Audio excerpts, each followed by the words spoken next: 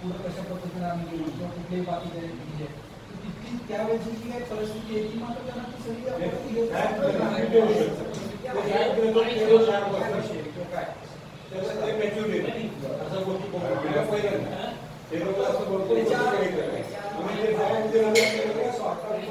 Already सगळी माहिती काढली असेल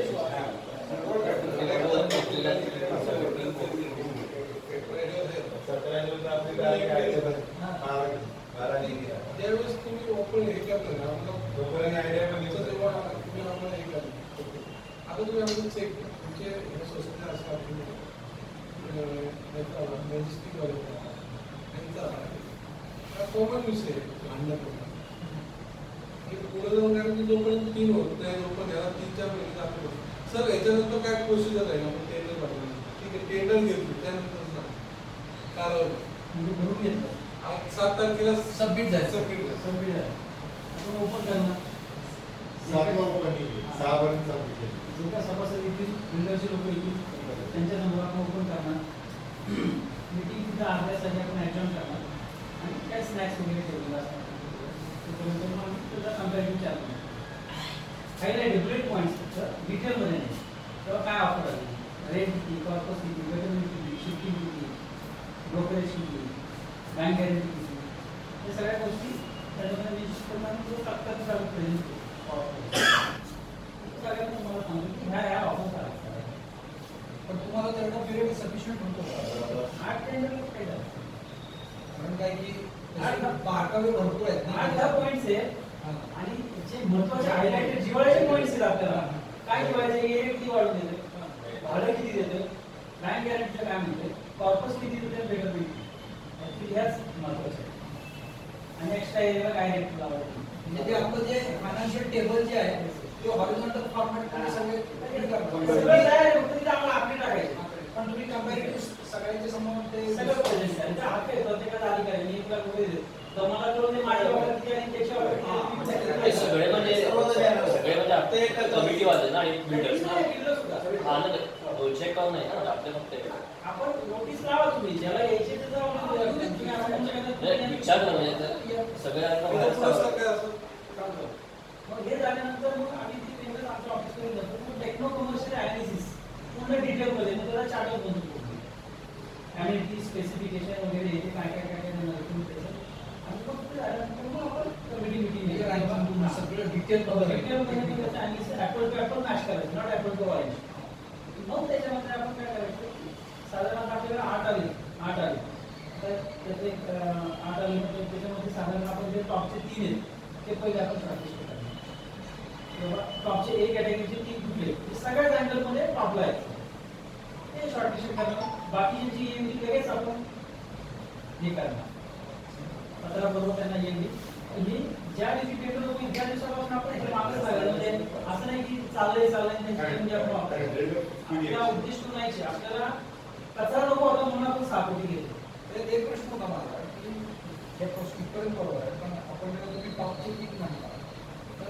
म्हणजे जनरली आपण असं काय करतो का समजा आता आपल्याकडे 8 आहेत 8 मध्ये समजा आपण असं म्हटलं की टॉपचे 3 आणि सगळं बरोबर आहे पण समजा राईट ऑफ रिजेक्शन जो झाला काय वरून खालीपर्यंत तर नंबर 4 ला तुम्ही तिथं ठेवता का हो हो म्हणजे बिलकुल म्हणजे तो जरी म्हणजे आता कसं पहिल्या ईएमडीचा प्रश्न बरोबर म्हणजे समजा काय आहे की बाबा तुम्ही पहिले टॉपचे 3 काढले हो पण समजा 2 मिनिटं असं झालं की काही कारणानं राईट ऑफ रिजेक्शन तिघांचे पण आले तर रँकिंगला 4 नंबरचा आपण कन्सिडरेशन करतो आपण ऑर्डरलीच लावतो ना सिक्वेन्सली कोणी 4 ला कोणी 5 ला कोणी नाही पण म्हणजे मला काय बोलत की शुअर शॉट हे खालचे 3 नाहीयेत ह्याची येस पुढची प्रोसेस चालू करू ठीक आहे हो थोडक्यात 4 आणि वरचे जे आहेत हो 2 3 4 आणि खालचे 4 आहेत तुम्ही कट करून टाका 4 ठेवा असं आणि त्यात टॉपचे 3 आपण याला ठेवूया त्या टॉपचे 3 म्हणजे पहिले 5 आपण ठेवूया जर आपल्याला वाटलं त्याच्यामध्ये जर गडबडी वाटली तर खालचे वर घेता येईल आपल्याला 5 ला ठेवूया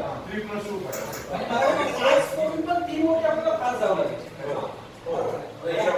टॉपचे 3 आहे त्यांच्याकडे आपण लेटर वगैरे येणार आहे की तुमचं हे झालंय तुम्हाला अन्याय का म्हणजे ॲनालिसिस वगैरे सगळं काय टॉप 3 आले काय करायचं टॉप 3 चं प्रेझेंटेशन पण एक सर याच्यामध्ये टॉप 3 जे आपण काढणार आहे याच्यामध्ये जे काही क्रायटेरिया आपण त्यांना टॉप 3 देणार ते क्रायटेरिया म्हणजे काही फ्री नसला की काय कसं तू सांग कुठल्या criteria तुला लावायचं. काय घ्यायचं? आपण आपल्याला टाकायचं. माहित असतील किंवा काय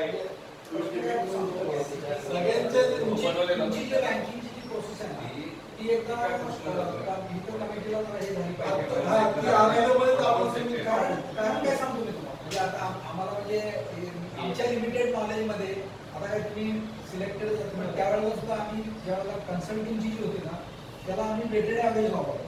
म्हणजे क्रायटेरिया तसेच काढले आणि कुठल्या मार्काला किती वेटेज दिलं पाहिजे कुठल्या क्रायटेरिया. म्हणजे आता उदाहरणार्थ दाखल जर बोलायचं झालं तर समजा आपण 2 कम्पेअर करू शकतो, 3 कम्पेअर करू शकतो की एक बँक गॅरंटी, एक ॲडिशनल एरिया आणि मे बी समजा आता काहीतरी असं कुठला तरी छोटासा पॉईंट असेल, समजा काहीतरी अगदी कमी नाही आहे पण अजून एखादा छोटा मायनर पॉईंट असेल. तर आता कसं आहे की बँक गॅरंटी किंवा ॲडिशनल एरिया त्याचं कम्पॅरिझन जो वेटेड ॲव्हरेज आहे तो हायस्ट साईडला पाहिजे. तर आम्हाला we are interested to see की तुमचं रँकिंगची जी प्रोसेस आहे त्याला तुम्ही वेटेड ॲव्हरेज कसा लावला पाहिजे. म्हणजे एकाला मार्क किती देतात थोडक्यात QCBS मध्ये. म्हणजे बँक गॅरंटीला मी त्या दिवशी ते सगळं एक्सप्लेन करून त्याला सांगतो, बँक गॅरंटीला मी 30 मार्क देतो, वेळेस ह्या पॉईंटला मी 15 देतो, कारण त्याचं त्या कम्पॅरिझनमध्ये त्याचं वेटेज कमी आहे.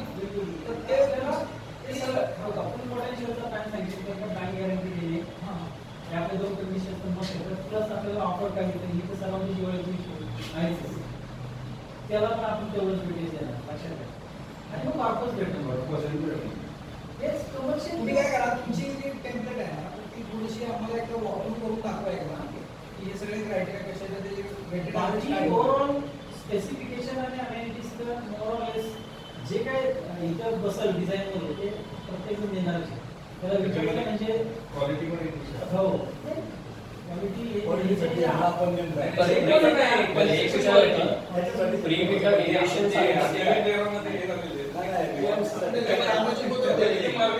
कामाची मुदत दिलेली आहे ना. सगळ्याची काका बोला.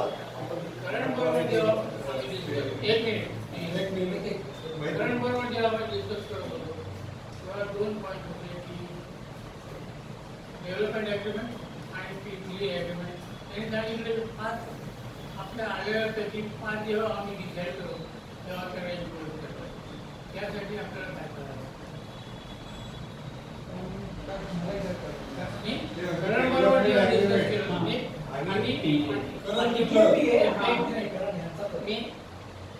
आधी माझी आयडिया काय होती ते जेव्हा टेंडर डॉक्युमेंट देतात तेव्हा ड्राफ्ट अग्रीमेंट, डेव्हलपमेंट अग्रीमेंट आणि PPA चे डॉक्युमेंट त्याच्याबरोबर घ्यायचे. कोणाला टेंडरमध्येच ते ड्राफ्ट डॉक्युमेंट द्यायचे की असं PA करायचं. सिस्टम बोलतात ते That was supposed to be part of the tender document so that it becomes legally a valid document. आणि ते विचारलं होतं तर त्यांनी मला काय सांगितलं त्यांनी मला काय सांगितलं की आपण जेव्हा फास्ट सिलेक्ट करू तेव्हा हे इम्प्लिमेंट करू. हे आपण कंपॅरिझन करतो त्याच्या आपण पहिले 5 ला घेऊया, बरोबर 5 ला घेऊया, 5 च्या साईड व्हिजिट करूया. नाही काका पॉईंट कसं नाही, ॲग्रीमेंट हे जे आहे ॲग्रीमेंट जे आहे ते agreement is a subset of a contractual terms and conditions. Okay, त्याचं लीगल टर्मिनॉलॉजीमध्ये सगळं केलेलं तर GC पण त्याच्यातच येणार. त्यामुळं त्याच्यात तुम्ही जेव्हा बिल्डर शॉर्टलिस्ट केल्यानंतरचा विषय ॲग्रीमेंटचा आहे.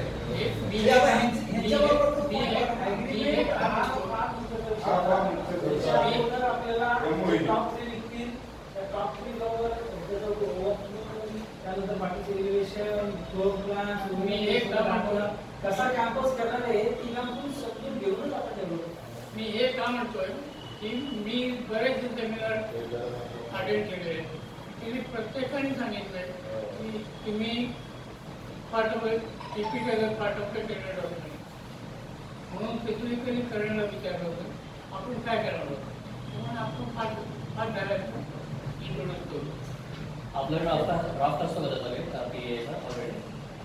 ड्राफ्ट आहे पण हा ड्राफ्ट बिल्डर बनवतो, आपल्याला देत असतो, आपण त्याला चिरफाड करायची काय केले काय नाही. मला काय हा त्याचा फरक आणि आपली नंतरचं काय काय होणार आहे, ती काय डिग्री टाकाल तुमच्याकडे काय मटेरियल टाकायला त्यांचं काय म्हणणं आहे की हा टेंडर डॉक्युमेंटचा पार्ट येतो असं त्यांनी मला नाही, सांगितलं, ऐकलंय. नाही. आपल्या आता आपण ज्या अटी शर्ती टाकल्यात. आतापर्यंत जेवढे मी सेमिनार Meeting अटेंड आहे. केले let me speak Yes, yes. When you can speak. आतापर्यंत जेवढा सेमिनार अटेंड केले तेवढ्या ठिकाणी मी गेलो तेवढ्या ठिकाणी प्रत्येकाने म्हणजे मी माझं सांगत नाही प्रत्येकाने सांगितलं. प्रत्येक जे मीटिंग मध्ये बसले होते त्या प्रत्येकाने सांगितलंय की हे this should be your draft agreement development agreement and draft 3P agreement should be part of the tender document. प्रत्येकाने सांगितलं. नाही, तसं होत नसतं. नाही मी नाही, एक इथचा विषय कळला मला. त्यांना असं म्हणायचंय आपण ज्या टर्म्स अँड कंडिशन ठरवणार आहोत DFT च्या, त्या टेंडर मध्ये आल्या पाहिजे. त्या ऑलरेडी आलेल्या ड्राफ्ट फॉर्म मध्ये नाही, नाही, पण टेंडर मध्ये त्या कंडिशन आहेत नसतं त्या काही ठिकाणी फ्लेक्झिबल होणे कमी होतात आणि जास्त Discussionचा part होतात. झाला. म्हणजे तो फायनल पार्ट नसतो. हेच मला म्हणायचं. मी ड्राफ्ट फॉर्म म्हणतोय. आपण त्याच्यात काहीतरी आपलं हे होतं. आणि जेव्हा विचारलं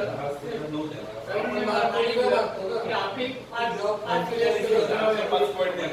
तेव्हा असंही असते.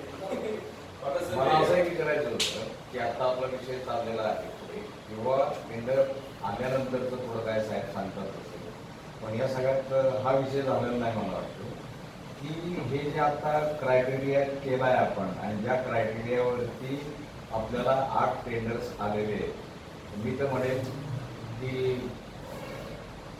वासुले साहेब म्हणजेच संपूर्ण त्यांची टीम आणि गोरांबेकर साहेब यांनी हे जे काही क्रायटेरिया बनवलेले आहेत आणि त्या क्रायटेरियाच्या अनुषंगानं आपल्याला 8 डॉक्युमेंट्स मिळालेले किंवा विक्री झालेली 8 लोकांची, म्हणजे हे खरंच त्याचं गुण वाखाणण्यासारखे आहेत असं मला वाटतं.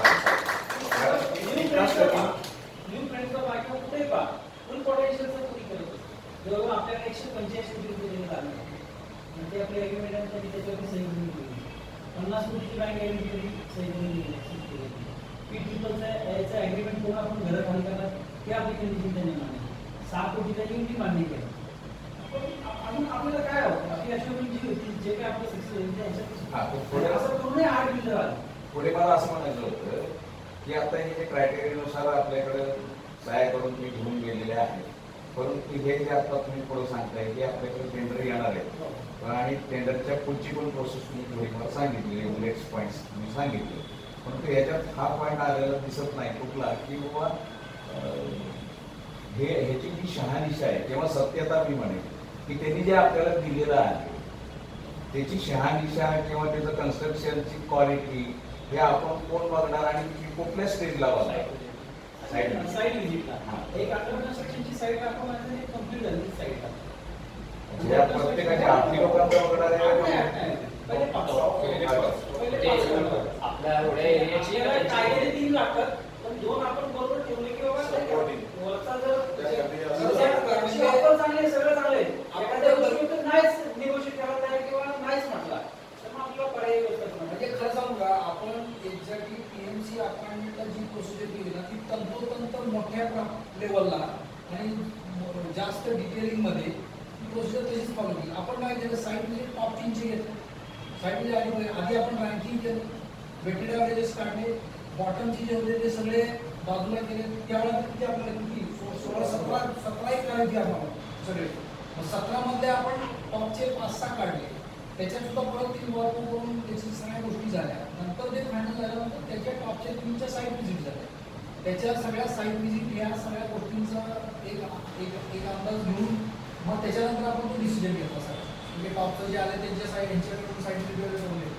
दुसरं मला एक म्हणजे ह्याच अनुषंगाने आपली चर्चा झाली म्हणजे सगळ्यांना ते प्रश्न एक विनंती आहे ॲक्च्युली की आता काय झालं आता आपण हे क्रायटेरिया वेटेड ॲव्हरेज आपल्या आतले लिगल अस्पेक्ट्स बाहेरचे लिगल अस्पेक्ट क्रायटेरिया कुठल्याला कसं वेटिंग करणार काय करणार हे वेळोवेळी ह्या सगळ्या मेंबर्सबरोबर सगळी आता चर्चा करण्यात किंवा आता त्यांनी समजा तो क्रायटेरियाचा जर ड्राफ्ट वाचून दाखवला किंवा त्यांनी एक्सप्लेन केलेलं कसं करणार हा सगळा जर विचार केला तर इथनं पुढं आपल्याला आपले हे 8 लोकांनी टेंडर विकत घेतलेली आहे त्या अनुषंगाने कॉन्फिडेन्शियलिटी क्लॉज जो आहे ना हा तंतोतंत पाळला गेला पाहिजे सगळ्या मेंबर्स. कारण हे फार महत्वाचं आहे, कारण आता इथं बघा आहे की हे 8 लोक ते आता पुढे अग्रेसिव्हली जाणार. त्यांना 8 लोकांना इथले मेंबर्स कोण आहेत ते माहिती असणार. ते वन कॉल करून चांगल्या उद्देशाने पण विचारतील बाबा पुढे आम्हाला ही माहिती सांगा ती माहिती सांगा. पण ते प्रोटोकॉल आहेत ना ते दोन गोष्टी फॉलो करा त्या प्रोटोकॉलमध्ये. तुम्हाला एक वन फोन आले घ्यायच्या कुठल्या एरियामध्ये तर पहिली गोष्ट म्हणजे पदाधिकाऱ्यांना आणि कन्सल्टंटना त्याचं लिखित स्वरूपात कम्युनिकेशन जाणं. ओके, आपण स्वतः रिप्लाय देण्याच्या ऐवजी उदाहरण मीच माझं उदाहरण मला कोणाचं फोन आला साधारणपणे तुम्ही ह्याच्या तुमच्या फिजिबिलिटी रिपोर्टमध्ये किती काढलो होतो म्हणजे आम्हाला जरा अंदाज यावा. मी तर वरचं देणारच आहे, प्रश्न सांगतो मी डायरेक्ट. माझं म्हणणं असं आहे की असे जर प्रश्न आले तर आपण ते आपल्याला माहिती आहे सगळ्यांना तर ते निदान आपण तरी त्याच्या बाबतीत आपण पर्टिक्युलर असतो. आपण मागे म्हणतो प्रेझेंटेशन कोणाला नाही करावं 200% सांग. पण फक्त म्हणून नाही 200 100 बसतो. आपण टेंडरला किती दिले? टेंडर आपण डिस्क्लोज त्यांच्या बाबतीत बिल्डरचे फोन आले तुम्ही 154 160% म्हणता ते कुठल्या विषयावर म्हणता? असं काय झालंच नाही आमच्या चर्चा. त्याच्यात 2 बिल्डरांची नावं आहे याच्यामध्ये. मला तेच म्हणायचं म्हणजे थोडक्यात आता असा विषय आहे. बाहेर गेले पाहिजे. आता ठीक आहे मी निदान हा सगळ्यात माझ्या दृष्टीने महत्वाचा पॉईंट आहे की कुठले लिगल आस्पेक्ट्स असो किंवा कुठलेही असो तर एक तू लोटस म्हणला 160% आम्हाला देता येणार नाही ते त्याला ऑलरेडी माहिती होतं. काय म्हणून मला गेली कम्प्लीट करतो माझं दुसरा समजायचं कम्प्लीट करतो. माझं म्हणणं असं आहे की असे प्रश्न येणं स्वाभाविक आहे, येऊ शकतील. फक्त त्याला आपल्याला आपल्या सगळ्यांचं एक कॉमन उत्तर असं असावं की तुमचा प्रश्न उपस्थित करणं हे आहे. एक तर तुम्ही प्रिबिडला आमच्याशी चर्चा करू शकता. तुमचा प्रश्न लेजिटिमेट असेल तर प्रिबिडमध्ये उत्तर मिळेल, नसेल तर तुम्ही आमच्या कमिटीला तुम्ही लिखित स्वरूपामध्ये काय असेल ते सगळं कळवा. हे पण उत्तर डायरेक्ट दिलं गेलं नाही पाहिजे असं माझं म्हणणं आहे. कारण एखादा म्हणायला नाही तुम्ही वेटेड ॲव्हरेजचा क्रायटेरिया तुम्ही बँक गॅरंटीला जास्त देताय का एरियाला जास्त देताय त्याला सांगताय का मला लक्षात आलं ना? तुमच्या लक्षात आलं माझा पॉईंट. उद्या एखादा आपल्या बँकेमध्ये आम्ही काही बँक गॅरंटीला जास्त देत नाही वेटेड एरियाला जास्त देतो त्याला कळेल मग बँक गॅरंटी कमी टाकणार एरियाला जास्त ठेवणार. तर हे जी गोष्टी आहेत ना या गोष्टी बाहेर पडल्या नाही गेल्या पाहिजे.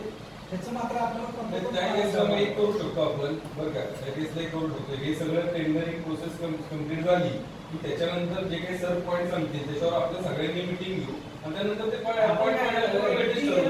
त्या आपल्याला काय करायचंय की ओपन कॉम्पिटिशन आहे लक्षात घ्या. तुम्ही 160 करून त्यांना 170 करोड लक्षात तो विषय नाही. म्हणजे आपण शेवटचे जे टॉप त्यांचं प्रेझेंटेशन वगैरे आपण काय करणार आहोत त्यांच्याकडून अगोदर आपण बंद पाठिकामध्ये प्रेझेंटेशन चालू व्हायच्या अगोदर तिघांतून आपण बंद पाठिकामध्ये त्यांची शेवटची ऑफर मागवणार. म्हणजे समजा आपण 3 डेव्हलपर्स आहेत 3 प्रेझेंटेशनला आले एक पहिला एक आला नंतर दुसरा आला नंतर तिसरा आला त्या तिसऱ्याला काढणार पहिल्या दोघांनी काय दिले तो मी सांगतो. म्हणून आपण तुमची शेवटची ऑफर बंद पाठिकामध्ये आम्हाला प्रेझेंटेशन चालू व्हायच्या अगोदर द्यायची तिघांचं प्रेझेंटेशन नाही का आणि तेच आपण अनुभव करून करायचं त्यांनी तीच ऑफर तिथं सांगितली. तिथं जर तपास आली तर डिस्क्वालिफाय ही प्रोसेस आहे लक्षात घ्या. म्हणजे जो तिसरा आहे त्याला बेनिफिट नाही मिळणार. म्हणजे दोघं जे समजा एक आला 110 देतोय दुसरा 220 तिसरा म्हणाला अच्छा 220 आहे ना मी आता 200 म्हणजे 110 120 मी 130 करतो म्हणजे काय त्याला कळलंय लास्ट ऑफर यांची 120 ची असं करून न द्यायचं म्हणून तिघांची ऑफर तिथं मागवतो. विक्रांतचा मुद्दा एकदम मला व्यवस्थित वाटतो. सांगा काय मुद्दा असा आहे की आता जे तुम्ही जे पॉईंट सांगितले तर ते आता दुसरं हे म्हणते की बाबा खरे त्याला 180% फॉर एक्झाम्पल आपण याला 10 पैकी 5 मार्क दिले तर ते जे 5 मार्क द्यायचे जे काही प्रश्न आहे तो आपण नंतर जेव्हा हे सगळं झालं सगळ्यांचं आलं तर त्याच्यानंतर आपण क्युम्युलेटिव्ह डिस्कस करून त्यावेळेला वेटेज आपण नंतर ओपन झालं तर प्रॉब्लेम त्यावेळेस मिटिंग घ्यायची आपल्याला किती वेटेज द्यायचं चर्चा करायची. पॉईंट जे सिलेक्शन आहे 5 मध्ये आमचे जे वेटेड ॲव्हरेज आहेत ते आता डिस्क्लोज करायचे सबमिशन नंतर आपण चर्चा करायची. हा आता तो आपल्यासाठी किती गरजेचं आहे हे काय करायचं? बापू 6 जुलैला आपली मुदत संपली टेंडर सबमिट करायची. हा. 6 जुलैला संध्याकाळी 6 वाजता ती मुदत संपली की आज कसं आपण मिटिंग घेतली त्याची संध्याकाळी 7 वाजता मिटिंग घ्यायची आणि त्याच्यावर पॉईंट आउट करायची. 7 तारखेला आपण टेंडर ओपनिंग करायचं म्हणजे आपल्याला माहिती पाहिजे ना. आता त्याच्यामध्ये काय म्हणणार आता जसं की काही गोष्टी त्यातले मुद्दे जे आहेत आता काही जणांना अवेअरनेस आहे त्या गोष्टींचा पण आपल्याला काही जणांना नाही तर त्यातले थोडा अभ्यास करण्यासाठी जरी थोडा आधी एक दिवस जरी नाही, त्याच्या खूप सगळ्यांना अभ्यास करायचा. ते बरोबर आहे. टेंडर ओपन व्हायच्या आधी तुम्ही अभ्यास करून द्या. मुद्दे मुद्दे देखील मुद्दे घेऊ. कुठले ते त्याच्यात झालं ना ऑलरेडी सर सांगणार ना आपल्याला. आम्ही ते आधी ते हा, आणि तुला ते दोन आधी- दिवस आधी त्याचे एवढं मोठं अंदाजे वेळ किती लागला? 5 सिलेक्ट करून मग 3 सिलेक्ट करून पर्यंत आणि प्रेझेंटेशन पर्यंत म्हणजे after tender submission last date. हा टेंटेटिव्ह टाइम लागला ते कळलं. 5 मिनिटात पोहोचतोय.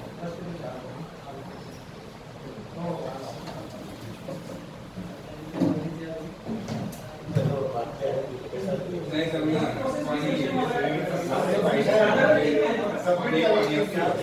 टेंडर सबमिशन नंतर लास्ट 7 तारखेला जेव्हा ओपन करणार तेव्हापासून 1 महिना 3 महिने. कारण की आपण इमिडिएट चालू करणार आहे प्रोसेस. तिथे आपल्याला गाफील राहून जाणार आणि ते म्हणजे 7 आपलं वाया नाही गेलं पाहिजे अशी आपण दक्षता घेणार. EMD नसता घेतला तर मग आपण खेळत बसलो असतो. EMD याच्यामुळे EMD घेतला म्हणून वाया घालवली चालली नाही. प्रत्येक दिवशी काय ना काय आपल्याला आवडत 7 तारखेनंतरचं आपल्याला डे टू डे प्लॅनिंग करावं लागेल. बरं ऐका ना. implementing तारीख 22 तारखेची ना. Yes, yes. आणि 7 तारखेनंतरचे डे टू डे ऍक्टिव्हिटीचा जर टायमिंग असेल तर सुद्धा असं बरं, पाहिजे. ऐका ना. आपण आपले भेटीची मीटिंग शनिवारी घ्यायची का? आत्ताच कंटिन्यू करू की आपण? नाही, ऐका ना. नाही, माझं काय काम सरांशी बोलून त्या वेळ ठरवायला. मला एका आयत्या वेळेच्या विषयामध्ये तुम्ही घ्यायचा आहे. तर जाऊ तुम्ही. सारखं काय झालं? नाही सरांचं पण नाही का? त्यांच्याकडनं काय पण थांबले तर त्यांना आणून नाही, ते चालेल. छोटासा विषय. आपल्या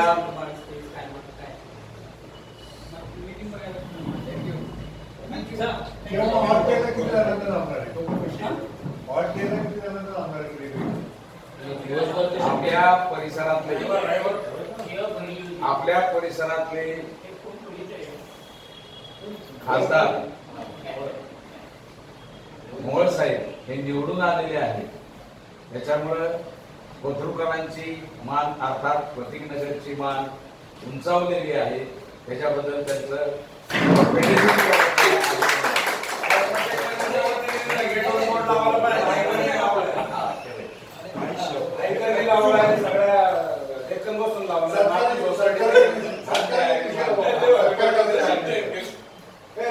शेजारच्या बिल्डिंग लावलाय पलीकडे रवींद्र कॉलेज लावलं मग आपल्या सरकारच्या विषयी लावू आपण आता सगळं काय लावून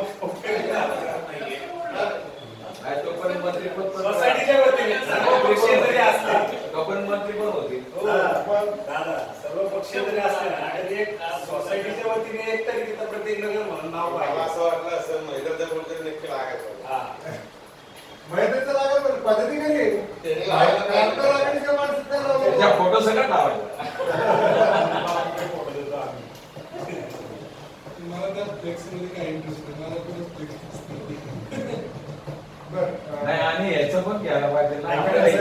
कॅमेरा लावायचा आहे. आपण विषय तुम्हाला कॅमेराची मान्यता कधी घेणार तुम्ही? मी काय म्हणतो विषय भडकवतो असं नाही वाटत का तुम्हाला?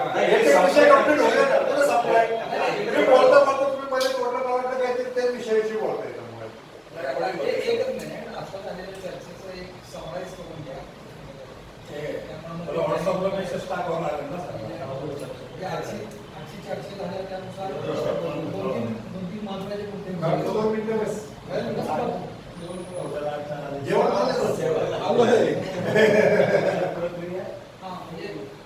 म्हणजे ही मीटिंग पॉझिटिव्ह साईडला झुकली हे सगळ्यात महत्त्वाचा पॉईंट. मीटिंग बोलत असताना काही उद्देश वेगळा होता. 8 टेंडर्स आले सगळ्यांची मान्यता झाली की बाबा हे टेंडर्स जे आहेत हे सक्षम उद्देश वेगळा आहे हा विषय घेऊ नका की आजच्या मिटिंगला मीटिंग कॉल करत असताना तुम्ही कॉल केली होती जर पार्टिसिपेशन कुठले उल्लेख नव्हतं त्यामुळे टाकायची गरज नाही. 79 आहे आपलं 79 ए प्रमाणे ज्या पाहिजे तेवढी संख्या पूर्ण झाली आहे. त्यामुळे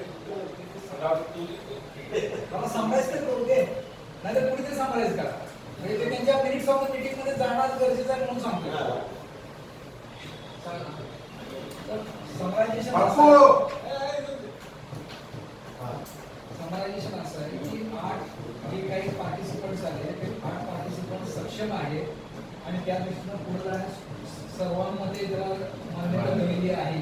त्यामुळे त्याच्यामध्ये कुठल्याही बाकी कुठला ॲबिलिटी किंवा कुठला त्याच्यामध्ये राहिलेलं नाही. हा पहिला मुद्दा. दुसरा मुद्दा असा त्याच्यामध्ये आला की त्याचं जे आहे त्याचे जे पीरियडच्या अनुषंगाने जो काही विषय आहे पीरियडच्या अनुषंगाने त्यांना सफिशियंट टाइम दिला पाहिजे की ते वाचून त्याच्यानुसार तारीख म्हणून जे येणारी जी तारीख आहे ती आहे. त्याच्यानंतर टेंडर सबमिशनची प्रोसेस जी आहे टाइम द्यायलाच पाहिजे ना 8 दिवस पण ऐका ना, 15 ते 20 पण होऊ शकतं. वार्षिक जर 22 ते 23 नसेल, आता तुम्ही आपल्याला रविवारचं काय सांगितलं ना नाही, त्यांना करून बघायला.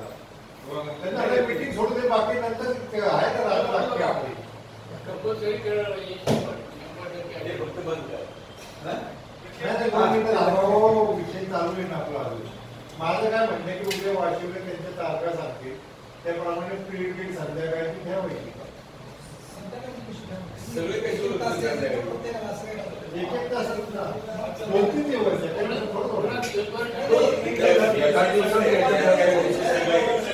एका दिवसात दोन दिवस लागतील म्हणजे 2 दिवस ठेवा तुम्ही 2 दिवस आले की कोण जोडेल आपण 3 दिवस ठेवा. प्रत्येकाला एक 4 तास इथंच गेले 8 तास म्हणजे झाले की पूर्ण झाले. 2 दिवस बरं. 2 दिवस 4 करा ना. 4 करा म्हणतो म्हणजे त्यांना